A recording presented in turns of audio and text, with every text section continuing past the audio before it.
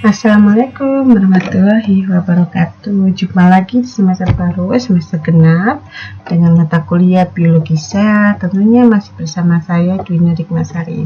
Kali ini bahasan pertama sebelum kita membahas tentang satu semester biologi sel. Pertama kita akan sejenak memanaskan pikiran ya setelah liburan panjang dengan membahas sedikit tentang materi pendahuluan yaitu biokimia kehidupan. Nah, untuk kedepannya yang akan kita bahas dalam mata kuliah biologi sel yaitu antara lain yang pertama yaitu hari ini tentang biokimia kehidupan, dan disusul dengan materi selanjutnya yaitu sel prokariot dan eukariot, perbedaan antara sel prokariot dan eukariot, dan nanti kita akan bahas tentang organel-organel yang ada di dalam sel itu sendiri, baik itu mitokondria, retikulum endoplasmik, aparatus Golgi, bahkan membran sel atau dinding sel itu sendiri, yang nanti akan kita tambahi dengan membahas tentang kloroplast. Nah, setiap organel ini nanti kita akan bahas berhubungan dengan reproduksi sel dan bagaimana proses atau mekanisme komunikasi antar sel itu sendiri. Kita akan jadikan topik pembahasan, ada koenzim dan vitamin, dan berbagai macam metabolisme sel yang ada di dalam sel itu, baik metabolisme karbohidrat, protein, dan lemak. Jadi keseluruhan bahasan dalam satu semester yaitu kita akan bahas antara lain seperti ini. Nah, untuk hari ini kita membahas tentang pendahuluan. Yang pertama kita bahas apa itu biokimia tentang kehidupan. Nah, sejenak kita membayangkan, pernah nggak kita merasa kenyang? Pernahkah kita merasa lapar? Atau apapun yang ada di dalam tubuh kita yang berhubungan dengan sel. Nah, masa kenyang maupun masa lapar ini adalah sedikit contoh dari aktivitas metabolisme yang ada di dalam tubuh. Karena kita membahas tentang biologi sel, maka kita fokus membahas tentang apa yang terjadi di dalam sel itu sendiri yang mengakibatkan kita nanti merasa kenyang atau merasa lapar. Di sini sangat kompleks ya metabolisme itu. Nah, jadi sel reaksi kimiawi metabolisme sel tidak ada di dalam sel hingga komunikasi antar sel akan kita ketahui dengan mempelajari biokimia. Jadi ketika kita mempelajari apa itu biokimia, nanti kita akan mengetahui reaksi-reaksi metabolisme yang ada di dalam sel, baik itu proses reproduksi atau terjadinya mekanisme komunikasi antar sel. Jadi sangat penting kita membahas tentang struktur dari biokimia tentang kehidupan ini. Nah, sejenak kita membahas tentang bagaimana ya proses pembentukan hidup itu menjadi sebuah organisme yang sempurna yang berhubungan dengan biokimia kehidupan. Nah, pertama kita membayangkan jempol kita secara kasat mata sangat besar ukurannya yang kita sebut dengan organisme. Jadi kita di sendiri ini adalah sebuah organisme hidup. Jadi tangan kita ini adalah salah satu bagian tubuh kita yang kita sebut dengan organisme ini. Nah, ketika kita melihat mengambil beberapa sayatan di jempol ini, nah kita akan mengetahui ya bahwa tubuh kita ini terdiri dari namanya berbagai macam organ. Nah, organ ini yang ada di tubuh kita namanya adalah sistem organ. Jadi organisme itu, di dalam tubuh organisme itu ada yang namanya sistem organ. Nah, sistem organ itu apa? Nah, sistem organ adalah kumpulan dari berbagai macam organ. Nah, setiap organ ini akan membentuk satu kesatuan sesuai dengan fungsinya yang kita sebut dengan nanti sistem organ. Satunya adalah sistem organ yaitu sistem pencernaan. Jadi dalam sistem pencernaan itu ada berbagai macam organ penyusun dari sistem itu. Misalnya ada organ lambung, ada usus, terus ada kerongkongan, ada lidah, ada mulut, dan sebagainya. Itu adalah termasuk dalam sistem organ. Dan dalam sistem organ ini terdiri dari berbagai macam organ. Nah, apa itu organ? Nah, organ sendiri itu adalah kumpulan dari berbagai macam jaringan yang mempunyai fungsi yang sama. Jadi, organ itu dia adalah kumpulan dari berbagai macam jaringan. Nah, apa itu jaringan sendiri? Nah, jaringan sendiri itu adalah suatu kumpulan dari sel. Nah, kumpulan sel itu dia akan menjadi suatu jaringan. sel-sel yang mempunyai fungsi yang sama, tugasnya sama, aktivitasnya sama, akan berkumpul menjadi satu kesatuan yang kita sebut dengan jaringan. Jaringan sendiri juga melakukan fungsinya yang terspesialisasi membentuk namanya suatu organ. Nah, kumpulan dari organ-organ tertentu sesuai dengan fungsinya sendiri kita sebut dengan sistem organ. Jadi seperti itu ya.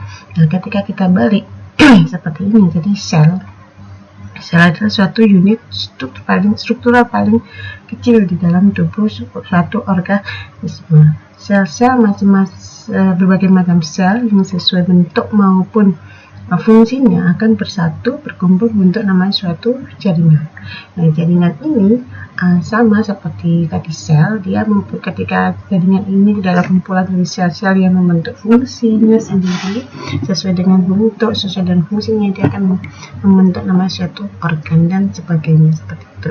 Nah, ketika kita bahas tentang sel, ternyata di dalam tubuh kita yang ternyata adalah unit struktural penyusun makhluk hidup terkecil adalah sel. Di dalam sel itu sendiri adalah banyak sekali komponen dari protein. Nah, ini adalah kimia kehidupan bahwa sel itu adalah kumpulan dari senyawa-senyawa protein yang sangat kompleks seperti itu ya. Jadi bayangkan kita mainkan sel itu bukan seperti sebuah benda, tapi merupakan kumpulan dari protein-protein. Jadi bukan suatu benda yang terbuat dari kayu padat, tapi melainkan adalah suatu kumpulan dari berbagai macam protein-protein yang membentuk namanya suatu sel. Nah, dari protein itu ketika kita jauh lagi bahwa protein itu menjadi asam amino.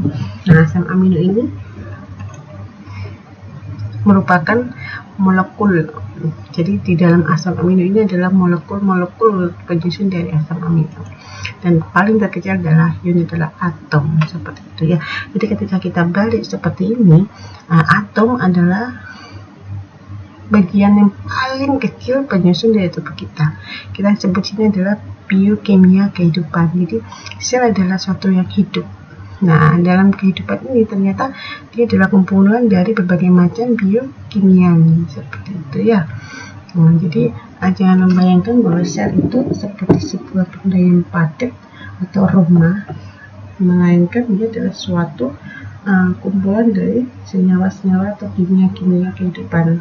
Di sana adalah soal sederhana bahwa membran sel dari sel hewan itu ataupun pada sel tubuhan itu bukan sesuatu yang padat, bukan sesuatu yang keras, tetapi dia ketika kita lihat di bawah mikroskop elektron, ternyata pembahan sel itu hanya kumpulan dari protein-protein yang berikatan dengan lemak.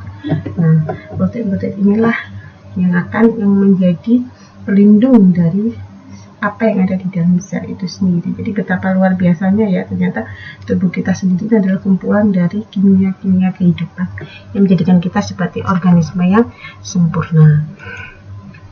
Nah, biokimia kehidupan, apa itu biokimia? Nah, biokimia sendiri itu berasal dari kata bios, yaitu Yunani yang artinya hidup, dan kimia adalah ilmu kimia makhluk hidup. Jadi biokimia sendiri adalah kimia dari bahan-bahan dan proses-proses yang terjadi di dalam tubuh makhluk hidup sebagai upaya untuk memahami proses kehidupan dari sisi kimia. Jadi di sini pada materi pendahuluan ini sedikit mengantarkan kita bahwa ilmu biologi tidak lepas dari namanya ilmu kimia. Jadi kimia yang aktivitas yang ada di dalam tubuh kita itu tidak pernah lepas dari aktivitas unsur-unsur kimia seperti itu. Dan secara singkatnya bahwa pemahaman bentuk dan fungsi biologi yang kita pahami dari sudut pandang kimia, karena seluruh aktivitas yang ada di dalam sel itu tidak lepas dari namanya unsur-unsur atau senyawa-senyawa kimia yang saling bereaksi membentuk aktivitas yang ada di dalam tubuh kita seperti itu. Nah, tujuan mempelajari biokimia kehidupan itu apa? Yang pertama, mempelajari berbagai molekul dan semua proses kimia di dalam sel molekuler makhluk hidup dan reaksi kimia yang terjadi, serta untuk memahami bagaimana kehidupan itu bermula. Mempelajari tentang metabolisme seluler. Jadi, pentingnya kita membahas biokimia itu nanti ketika kita membahas di dalam sel, secara sederhana di dalam sel itu adalah semua aktivitasnya itu sangat kompleks yang berkaitan dengan bahasan tentang sisi-sisi kimia kimia kehidupan yang membuat sel itu menjadi hidup karena adanya bahan-bahan kimia itu.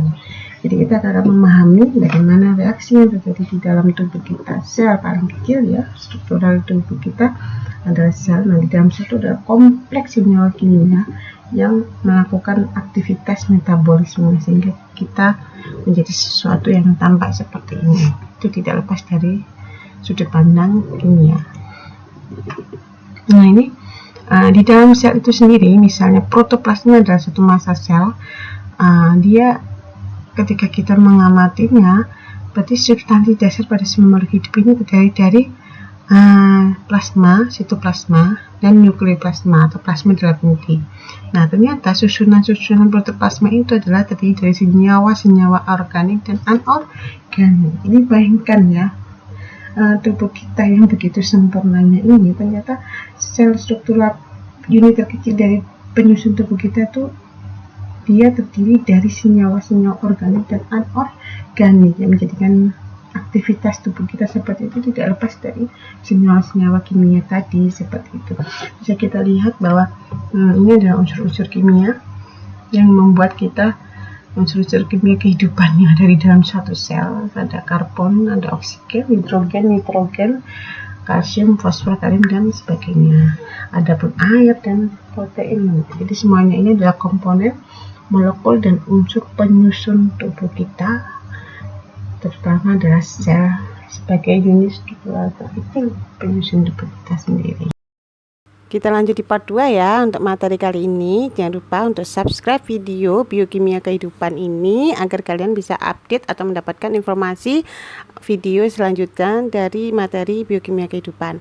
Terima kasih. Assalamualaikum warahmatullahi wabarakatuh. Sampai jumpa di part 2.